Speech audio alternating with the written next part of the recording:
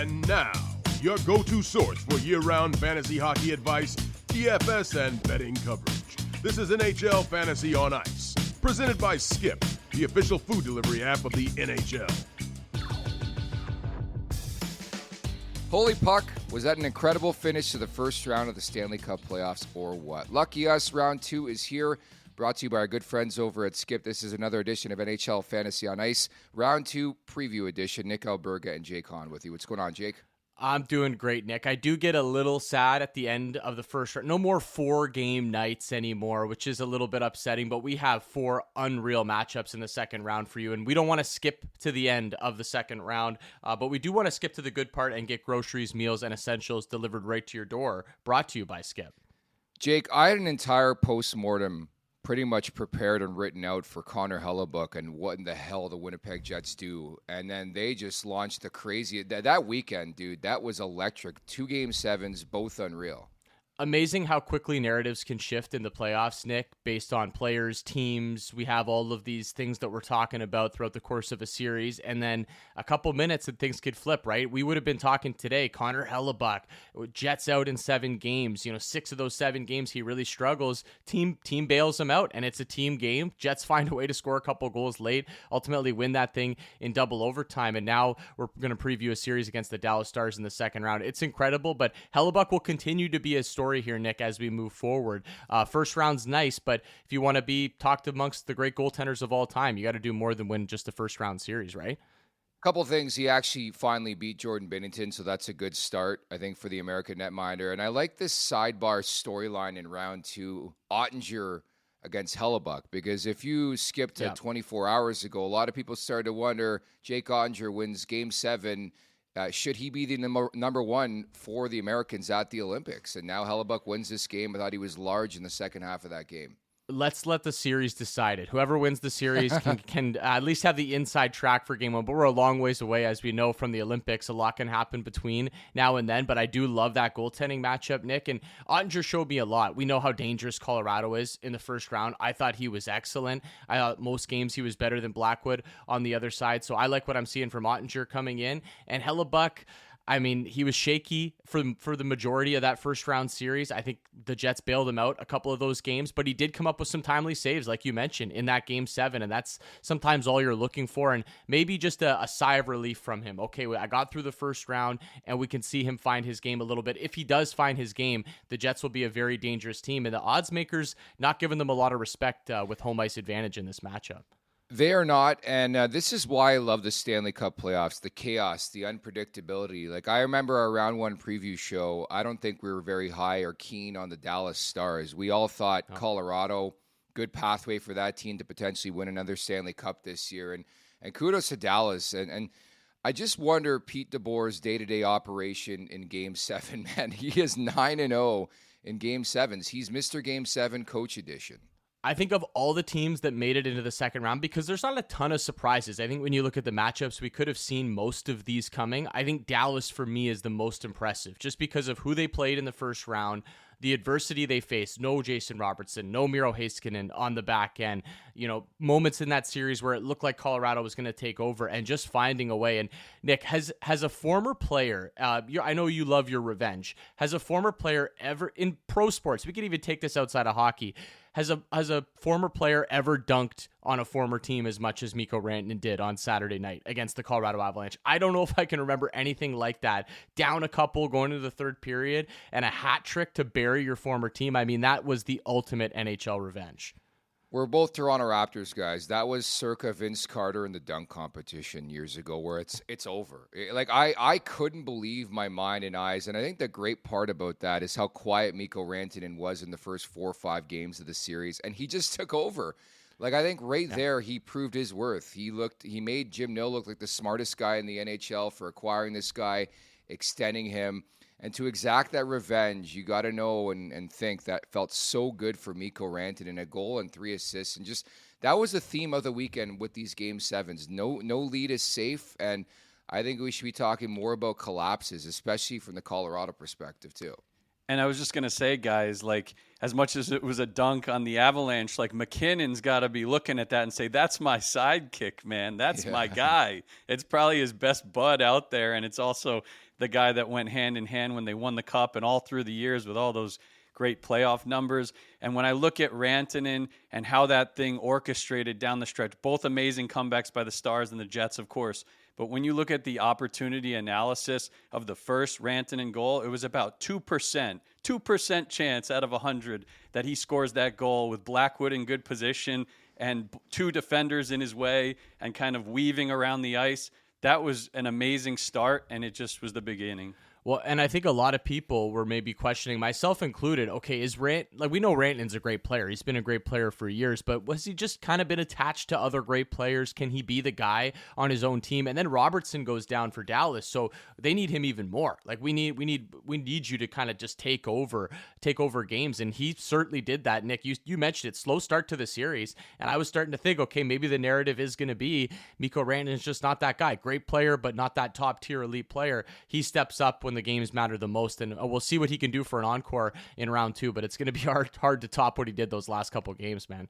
It really is impeccable, and I think you look at some other players who are slated to become UFAs on July 1. How do you justify making more money than Mikko Rantanen? And he pulls that type of stunt in the Stanley Cup playoffs. Insanity. Free food beauty. Skip 60 to score is here. Get even more wins during the Stanley Cup playoffs. How to play, you ask? Place a game day order to play. Pick your team and get your minute. If either team scores during that time, you score a $25 Skip voucher. Order and play 60 to score in the Skip app to take your shot now until May 19th. Get her one. I love that tagline.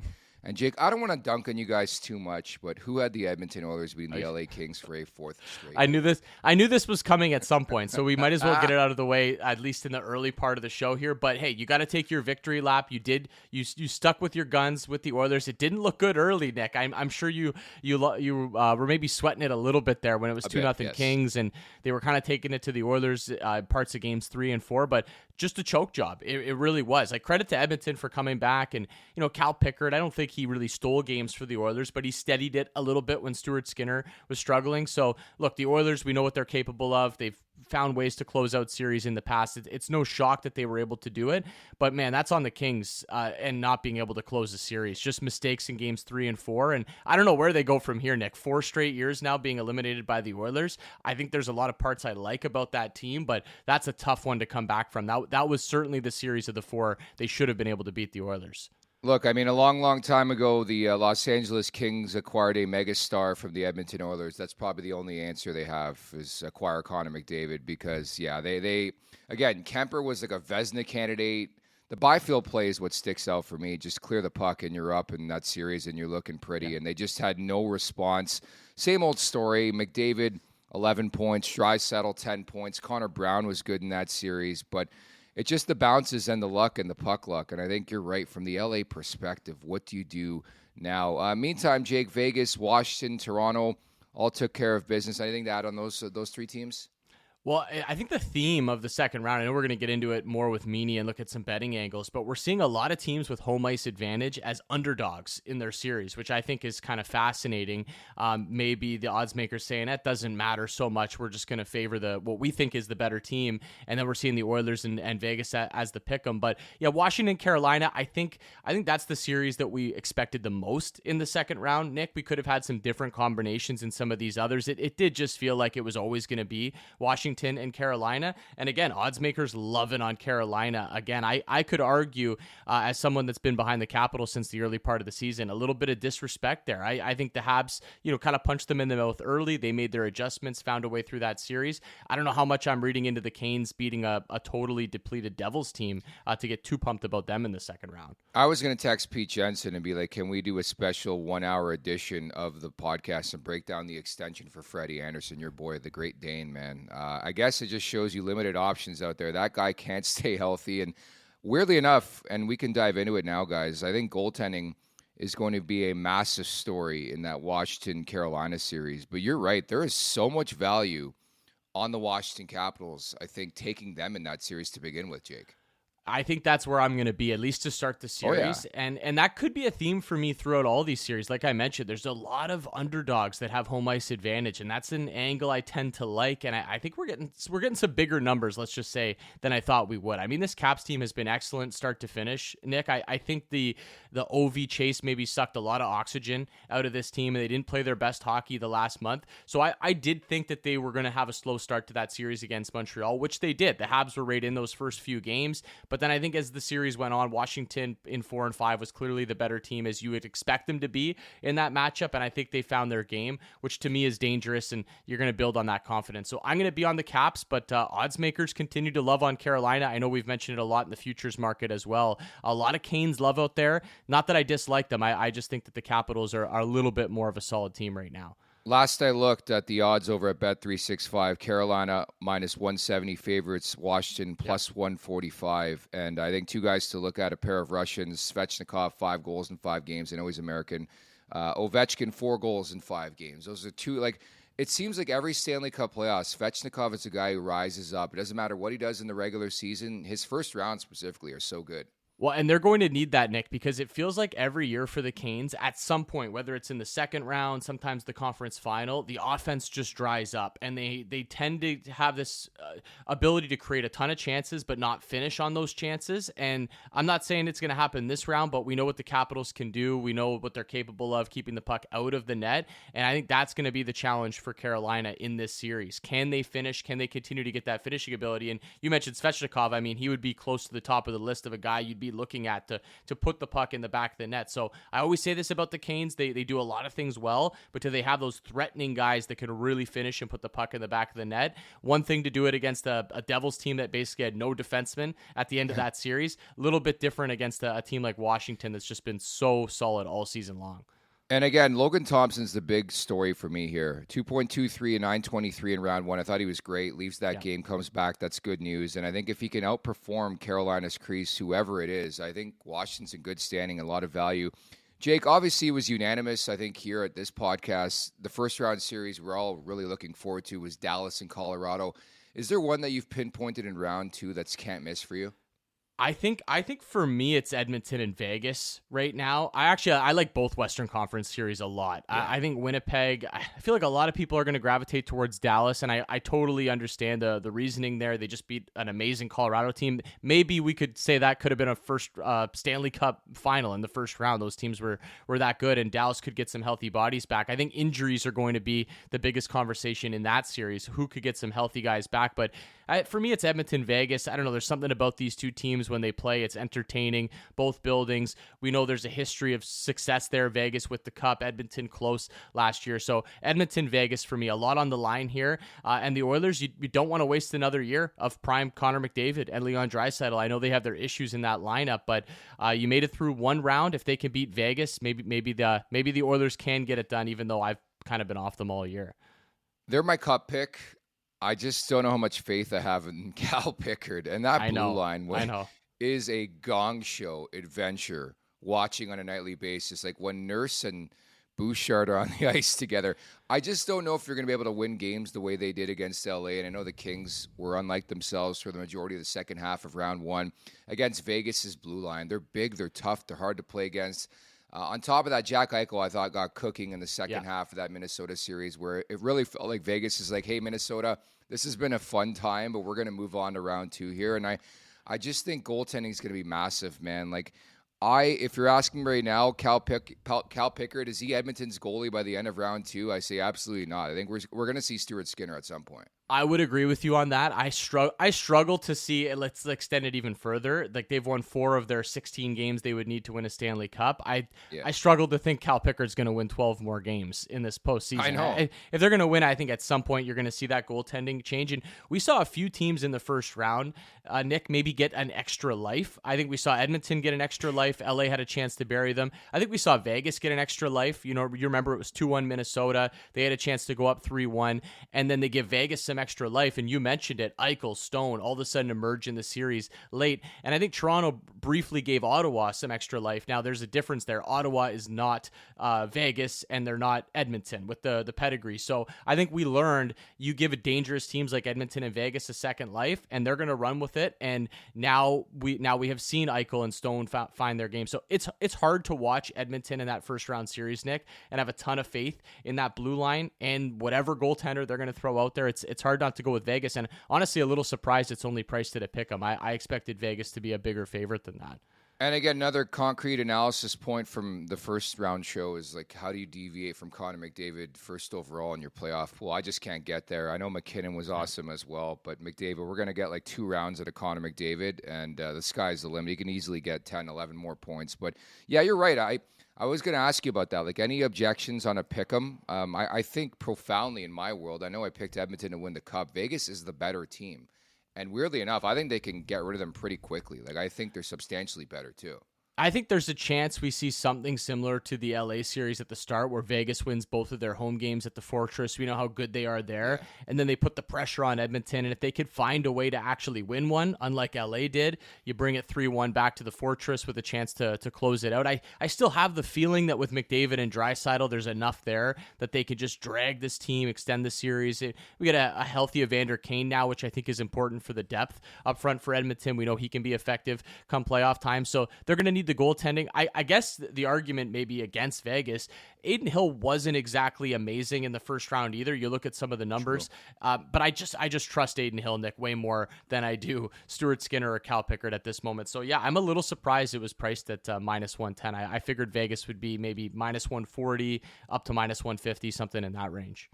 It's really interesting when you look at it. Like, you can say Vegas is a great puck possession team, but so is Edmonton. Vegas has great center depth, but of course so does Edmonton. And there's so many different X factors in this series. Curious to hear who you guys like the most. There's Trent Frederick, who had a nice game to close out the series. We haven't seen much of him in an Oilers uniform. Also, since the playoff preview show, right? Jake mentioned Evander Kane. There's also Jake Wallman. When those guys are all healthy for Edmonton, they look a little tougher to play against in all aspects of the game, I think. Yeah, I mean, Pete, not to deviate from your question, it's got to be the goaltending, man. It's got to be Cal Pickard. These guys can score 17 goals a game. Can they get a stop? Jake is going to be the big question. But obviously, 3 really, really good options. I honestly think the Oilers are not given enough credit because of their turbulence in the second half of the season for how much depth they possess. Like, they've been building towards this moment. I thought Adam Henrique had a really good first round as well. Like, you need guys like that in the Stanley Cup playoffs. And I think you look at all 4 lines, they can create, and I think it's going to be a big story here against Vegas, Jake. Well, and I think I trust the Vegas D-core more than I do the LA D-core to slow down McDavid and Draisaitl. You're never going to keep these guys completely off the sheet, especially if you're taking penalties and they're getting power play opportunities. But I think Vegas can game plan a little bit where, okay, we know those guys are out there, especially in the home games, get the matchups that you want, and maybe slow those guys down and dare the rest of that Oilers roster to beat you. So my X factor would be a guy like Evander Kane in the middle of that lineup that's shown goal-scoring prowess in the playoffs before, and I think Edmonton is going to need something from that middle 6, even more than what they got in the first round. They actually did get some production from the depth guys, but that's what they're going to need, I think, to be able to beat Vegas, because I think the Knights are going to do everything they can to be right in the jersey of Connor McDavid and Leon Draisaitl. And a surprising X factor on Vegas' side, too. Dorofeyev was banged up. We've been hyping him up all season long, a 35-goal scorer in the regular season that led Vegas in goals and shots on goal. If he's banged up, you don't realize how much Vegas's offense actually revolved around this guy in the regular season for him to lead them in those categories. So I worry a little bit if he's not 100%. I know everyone's dealing with injuries right now, but that needs to be noted here. If you are like me, and it sounds like maybe like Nick, are picking Edmonton in this series. Yeah, it's going to be a big story, and I think anywhere you look, and again, I think I still have maybe 15 more minutes to decide who I'm going to pick in this series, but clock's ticking. that Oilers blue line, it's like, man, I've seen better blue lines in beer league hockey. Like, Jake, your blue line beer league on Sunday nights, man. It's just, I don't know how we're sitting here and we're talking like LA had Edmonton dead to rights, but anyways, let's roll on. The last series we haven't covered. I love the revenge aspect again. Anthony Stolarz taking on the Florida Panthers, wins the Stanley Cup with them. I'm a bit surprised at the number. I think the Panthers are definitively the better team, but the Maple Leafs, I think, have been playing a different style, a different brand, and I like Craig Berube behind the bench. I think this series will be closer than people expect, but yes, I expect the Panthers to move on. But what's your look at this second-round matchup here, Jake? Toronto and Florida. I would price Florida as the favorite. I don't think I would price them quite this big at minus 180. I'm seeing at Bet365 right now for the Florida Panthers. And a lot of people are maybe going to look at the series from a couple years ago. I think you could safely say this is a better Leafs team than 2 seasons ago, but I think you could also say this might be a better Panthers team than 2 years ago, because that was the year the Panthers made it to the Cup final and lost. They were winning a lot of close games that year. Not to say it was smoke and mirrors, they were full efforts for it, but they were winning a lot of these tight games, overtime games, and then the next year they made improvements to the roster. They took that step, and they were dominant in their Stanley Cup victory. So I think this team is as good, at least, as the Panthers team from last year, maybe even a little better with Brad Marchand finding his way in that lineup. So I think both teams are better, which should make for an excellent series here, Nick. And I think this is the one where you kind of throw home ice out the window. I think the Panthers are going to be very comfortable playing in Toronto. We know the Leafs tend to face a lot of pressure in those home games. And I think the Leafs are going to be very comfortable in Florida. You look back at that series from a couple of years ago, the road teams had most success. Florida won all 3 games in Toronto, and the Leafs' best 2 games were actually the 2 games in Florida. So I would look to that as maybe a bit of an angle where the road teams could have some success in this series.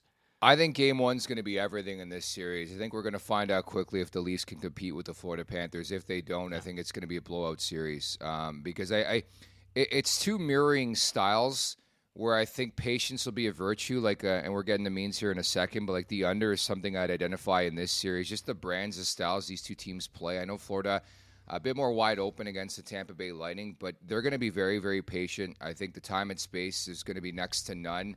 I think that's a big story, too, is can the core 4, can the big boys of the Maple Leafs push through against the Panthers? They're going to make things uncomfortable. It's going to be a physical series, but I don't expect a lot of offense, weirdly, Jake.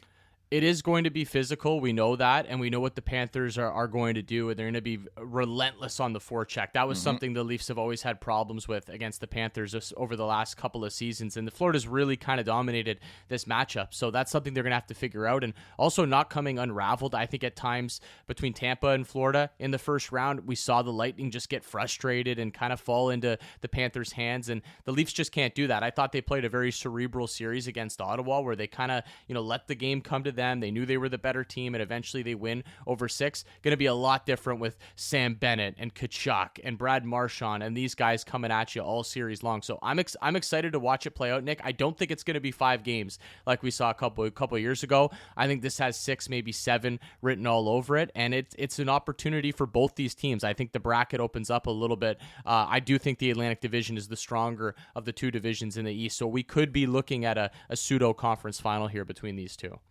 I like Matthew Knies as an X factor in this series. He can go toe-to-toe with some of the Florida guys physically. He could also cash in, tied for the NHL lead in high-danger goals with 3 in the first round, and he was a beast all season long, also playing on Power Play 1 for the Leafs. And then, when you look at that, the Florida group, they have strong metrics for the season, but in that first round, they were just finishing. They finished in the clutch. Ekblad finished in the clutch, Seth Jones.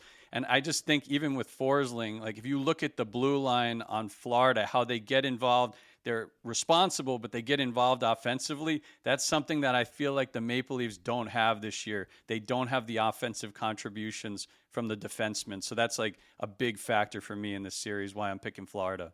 Yeah, cannot make mistakes, and that was a big story from round 1 is the offense they got from the blue line. I think 5 goals from the blue line, which is night and day from the regular season where I think the Maple Leafs ranked last in the NHL in offense from the blue line. So I think a big story as well moving forward in that series. Want to get into the action for the Stanley Cup playoffs at Bet365. They got you from game props, player props, totals, and the money line. You can even bet on futures like series winners, conference champions, the Stanley Cup champions, and much, much more. Whatever your bet is, it's never ordinary at Bet365. Download the app, get in on the game. An official partner of the Stanley Cup playoffs, must be 19 or older. Ontario only. Please play responsibly. If you or someone you know has a gambling problem, visit ConnexOntario.ca as you bring in Chris Meany. Means your general reaction, thoughts, betting plays. How did they look in round 1, firstly?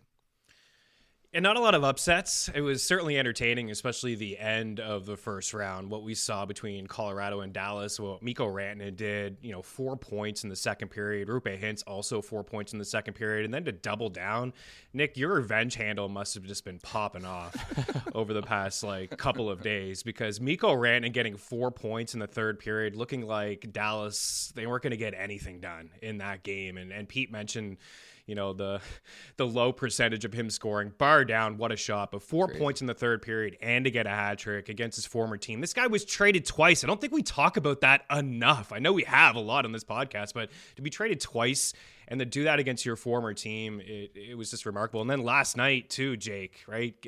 Game 7, double overtime. That's what you want as a hockey fan, game 7 and overtime, and for the Jets to come back and tie it up and then win it was just, it was a lot of fun. But really no upsets, Jake. Not really. I mean, we went Dallas and Florida, the biggest upsets, but those were the toughest series to call in the opening round. No, it was pretty chalk heavy. It was very chalk heavy early. Remember that first week of round 1? It was every favorite was winning. And then there was a little bit of a pushback, but then eventually I think we did see mostly what we expected in this round. Meanie, and you mentioned the 2 game 7s over the weekend. I mean, just excellent. And we're going to see both those teams now, the winners of those, go head to head. What are you looking at in that series? I know you've generally been pro Dallas. Are you going to remain pro Dallas? I think the prop angles are very interesting in this one as well, especially with, murky waters in terms of who's going to be healthy, who could come back. I'm kind of liking Perfetti on the Jets right now. Obviously, he had that big game. We know what Rantanen and Hintz are doing in Dallas. So what are some angles you're looking at for that series? Yeah, on the Winnipeg side, you mentioned Perfetti, and he's been really good in the playoffs, and he's had a great breakout campaign, and Nikolai Ehlers back as well. Those two guys playing together, and look at Ehlers' shot prop. He was plus money in Game 6 and Game 7 for 3 shots, and he did that comfortably in both games, and even before the double overtime, he was able to get that done. But I really like Dallas. You guys know that I'm big on the Stars. I talked about Mikko Rantanen as an early pick in your fantasy hockey pool just to be different, right, with everybody on Colorado, and all of a sudden he's got 12 points. He's up at the top in terms of playoff scoring with McDavid and with Kyle Connor. So look for Mikko to continue to do his thing with Roope Hintz, and Connor Hellebuck bounce back, and great for the Jets to stick with him. I know a lot of people were pushing for the Jets to pull him, but he calmed down. He made some big saves in overtime. But Nick, he's yet to show us now, going back to last year, 7 straight losses on the road in the playoffs. He was pulled in all 3 games in St. Louis, and now he's got to go into Dallas, which is a rocking barn, and they're the most loaded team, I do believe, in the Stanley Cup playoffs. So I'm going to like the Stars here, and I'm going to like them to win this series pretty easily in 5 or 6. How do you win a series with a 3.85 and an 830 from the guy who's about to win back-to-back Vezinas is my monster question. But along those lines, I think a cheeky 2 plays that I like moving forward. Never too early to talk about the Conn Smythe, but Mikko Rantanen, Conn Smythe future I would look at. And this narrative, this path, I'm a firm believer in situations playing out, and the fact that Winnipeg comes back, ties the game, wins it in OT. You never know if that starts something. And I think for Winnipeg, it's a common thing. I mean, goaltending, Hellebuck. Why not Hellebuck for the Conn Smythe Trophy? Would you look at that?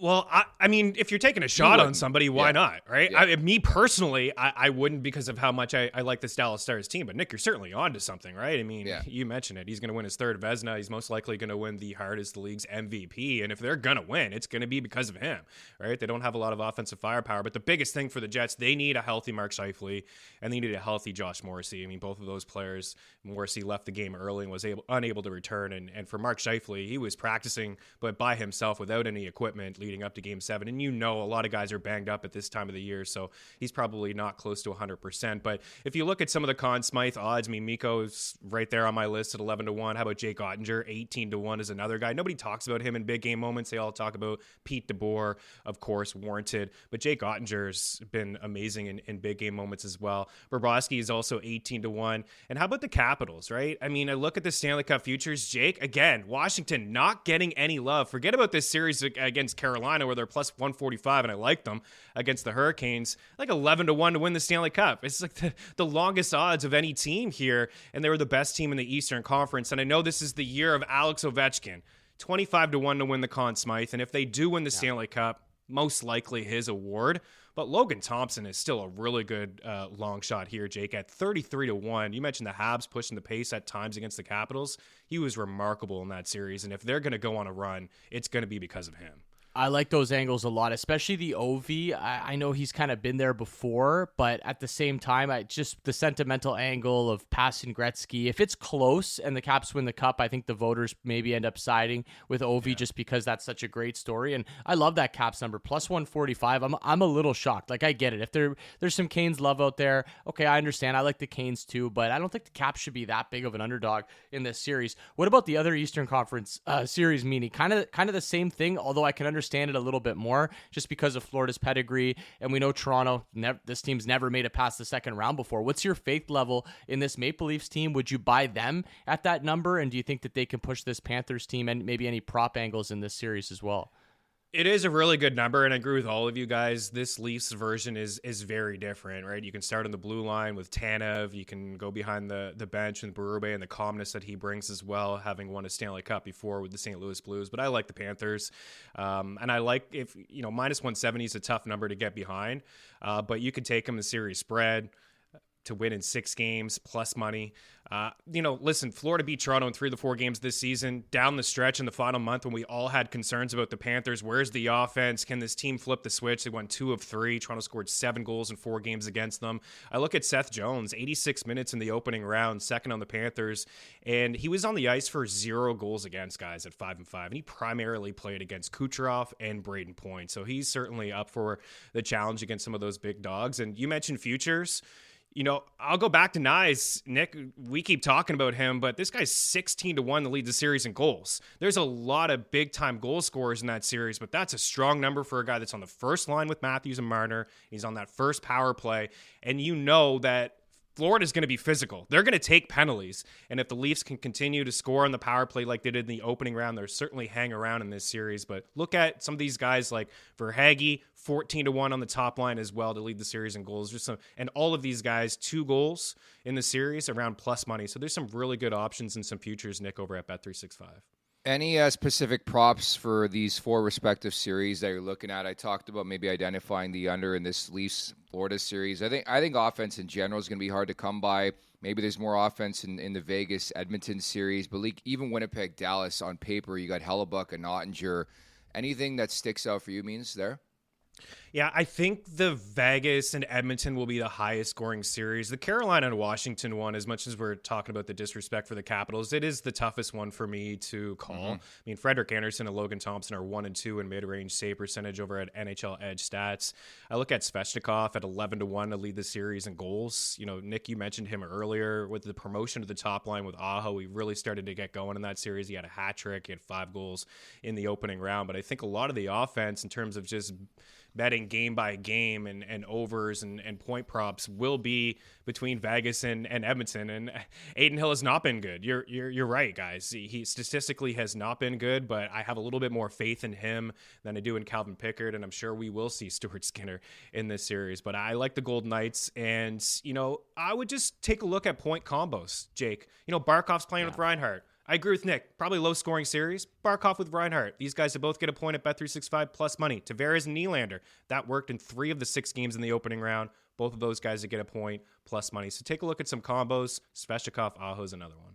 Well, I like those point combos because they can pop very quickly. If you even want to go with a three-person combo there, like a whole line, obviously you could get some really nice odds. And I am with you, Meanie. Vegas, Edmonton, that's your same-game parlay series over at Bet365. If you get a night where you get that boost option as well, I think that's the series that you attack because it's hard to trust any goaltender right now. I do like Adin Hill, but he didn't really show his best, I thought, in round 1. Just before we wrap here, what is your general take on that series? It sounds like you like Florida, Dallas, Washington. What about Edmonton and Vegas? Where would you be leaning towards with that series priced at a pick 'em?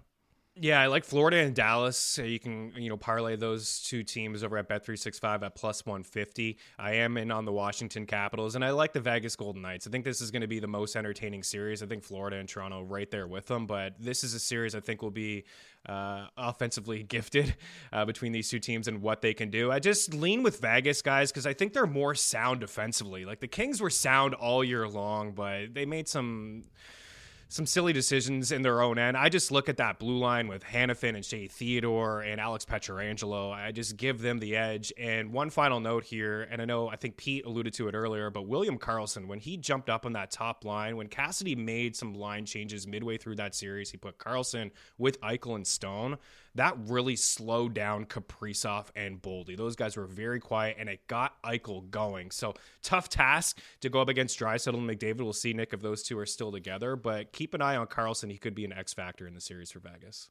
I like it. Let's bring in Pete Jensen, our series picks right now before we wrap the show here, guys. I went back and forth in the last 3 seconds. Florida, Carolina in the Eastern Conference.